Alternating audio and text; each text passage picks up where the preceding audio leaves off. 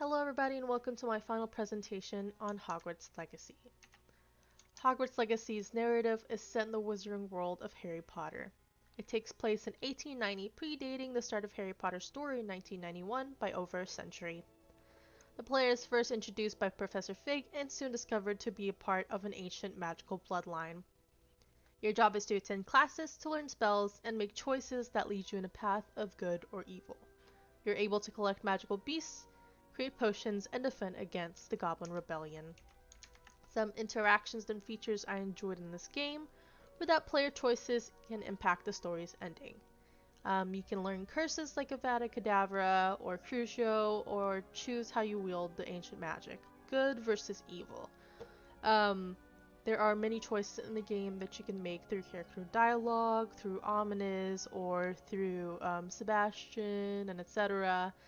A lot of those will lead you in a path of good or evil, so you can interact with a lot of side quests that get you more, some extra spells that you can use within your world, school. If you've played this game or you've seen gameplays with other streamers or players, you'd see that a lot of the characters in Hogwarts themselves can be interacted with. Not directly through dialogue, but you can cast spells, or if you want to mess around with them, you can create like an evil character and cast crucios or curses on them, kind of just throw them around. Same thing can be said with Professor Weasley. I've seen many gameplays about that as well. Some interactive feedback within this game I enjoyed was spell casts. The input and output of your button or a mouse will almost instantaneously output on the screen. So it was very satisfying. Some blocks in perfect timings. Interactive feedback I enjoyed was when you cast Protego, the protective spell, you have the chance to cast it perfectly. Included in the clip, you can see that there's going to be an orange ring surrounding the player's head that will slowly or quickly, depending on which enemy is attacking you and how they're attacking you, will get closer. The outer ring will get closer to the inner ring, and if you get them as close as possible, or touching or meeting together, you can cast the Protego spell again, and then it kind of makes a ding sound, which indicates that you've cast a perfect Protego. Along with this, there are some options you can choose within the levels of your spells. In the core section, there's gonna be some benefits of casting perfect Protego. I don't know about you, but I honestly can't cast it perfectly that well. I'm usually like, oh my gosh, there's so much going around within this game that it kind of is hard to always cast it perfectly. Some geography and aesthetics I enjoyed in this game were the terrain and audio. This game is beautifully rendered. The audio fits perfectly within each area. Like when you go in Hogwarts, walk around there, the music changes versus when you go in Hogsmeade, or if you go to the Forbidden Forest, it changes depending on what the mood in that area is. Like Hogsmeade would have a more whimsical or a more warm kind of mood to it. The audio does change with situation as well, as you can see on my screen. The surrounding area of my screen will start to change when an enemy has located me or has seen me. My screen will indicate that I am spotted, and the music will gradually start to change. Some map aesthetics I enjoyed with this were the fact that there are some paper-like areas that you haven't unlocked yet, so it's not just like fogged out or grayed or black and white. You can still see the terrain around it, but it does indicate that you haven't unlocked that specific area yet. Along with that, there are some no-fly zones within the map. The map is pretty small for an open world, but the fact that developers chose to create spaces that were no-fly zone, or you'd have to go through caves and caverns and go through trials and tribulations to get to the other side of this area, kind of makes the map have the illusion that it is bigger than it appears. Some industrial context of Hogwarts Legacy. It was developed by Avalanche Software and published by Warner Brothers Studios. It was distributed on PS4, PS5, PC, Xbox One, Xbox Series X, and Nintendo Switch. It is available in disc and digital download. Let's talk a bit about marketing. There were very few advertisements and trailers that I've seen on this game. I've seen maybe a few on YouTube and a few on Instagram through ads, but a lot of the social media coverage were on Twitter due to the controversies surrounding J.K. Rowling. And we can talk a little more about that in the next slide. Audiences and communities this game was made for. It was rated T for teens by ESRB, so it's made for ages 13 to 14 and up. It is also made for Harry Potter fans who would like to explore the wizarding world of Harry Potter through their own perspectives. So it's a very refreshing take on the wizarding world of Harry Potter. I'm not gonna put the label that it is a Harry Potter game. It is part based off of the world that he came from, but it's not specifically through his storyline, which is very refreshing to see. A lot of those games have been repetitive over and over and over again. You just go through the same stories that you've read in the books already. I mean, it is a good book, it is a good movie, but it's very repetitive and it gets pretty boring if you've played all of them. So this is a very fresh take on it. Some boycotts due to J.K. Rowling controversies.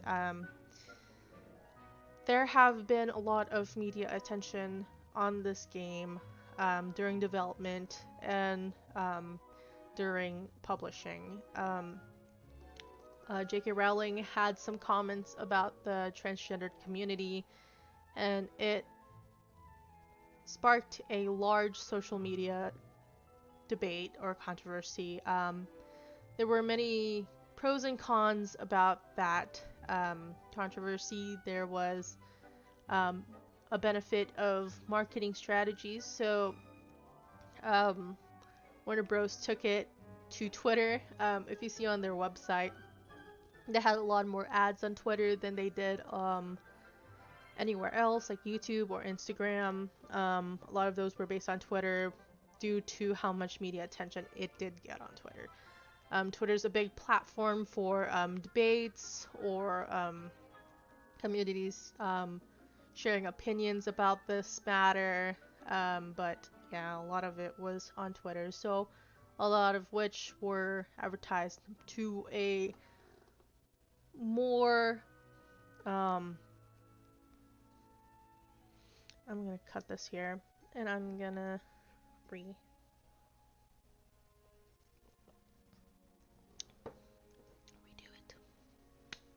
Cut. Create a clip. Some audiences and communities this game was made for. This game is rated by ESRB for T for teens. Okay. That was my sound for a cut.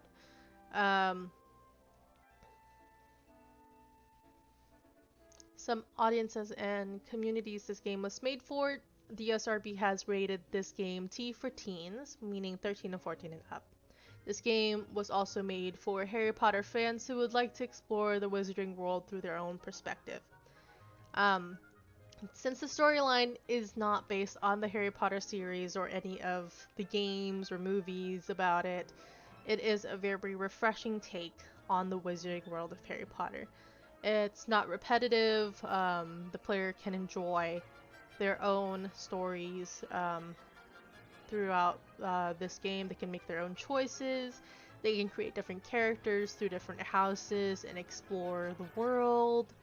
The the aesthetics of each house, the communities within that area, and talk to other people about what house they chose and what option they have. There are very many options within this game, many different endings that you can end up in. You can either choose good or evil within each house. It doesn't really matter. It just matters through the choices, the sequence of choices that you make throughout the game. And it just happens to be a fun one. Um, some communities on this game, a lot of which were boycotts due to J.K. Rowling's controversy and comments about the transgender community. Like I said before, it did get a lot of social media attention, a lot of which were on Twitter, due to just Twitter's social media platforms usage, a lot of which happened to be like comments or people debating and sharing opinions about a lot of political or um, controversial comments about other people's. I don't know how to say it. A lot. Ugh. Okay.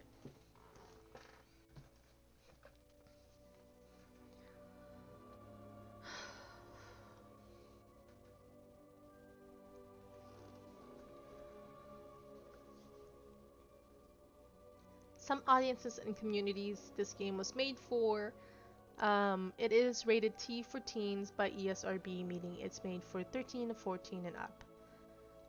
It is also made for Harry Potter fans who would like to explore the Wizarding World through their own perspective. This storyline is not based off of the Harry Potter series, which is a very refreshing take on the Wizarding World of Harry Potter.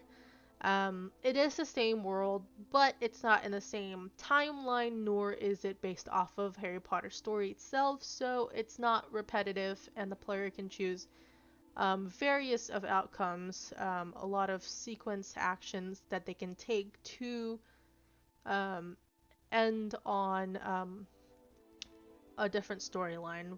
So, like, you can have different endings, good or bad, within each house. You can choose each a different house that you want to. Some houses do have more benefits than others, some don't, but it is really refreshing how different it is than a lot of other Harry Potter games. Um, some communities on Hogwarts Legacy is caused by boycotts due to J.K. Rowling's controversies. Like I've said before, there were a lot of ads surfacing on Twitter. I'd say ads more of like promotional attention due to J.K. Rowling's controversies and comments on the transgender community. A lot of debates and opinions thrown around that media, but a lot of which did benefit the company and a lot of which did make the company lose some profit off of it. Some benefits would be marketing, social media attention, it spread through various different communities that opened up gateways to people who didn't exactly know what this game really was or didn't really have an opinion or a strong need to play this game, and it kind of just reached out to them, kind of opened their minds a little bit. But there are some losses within that as well. So a lot of people who were looking forward to this game, they boycotted this due to J.K. Rowling's comments about it. J.K. Rowling did not really have a hand in the development of this game. A lot of her attention was due to the fact that it was surrounding the Wizarding World of Harry Potter, and that she had the intellectual rights to this world itself, but she didn't have to do anything with the development of it. But that is all that I have for this presentation today. Thank you guys so much for listening, and I hope you guys have a great day.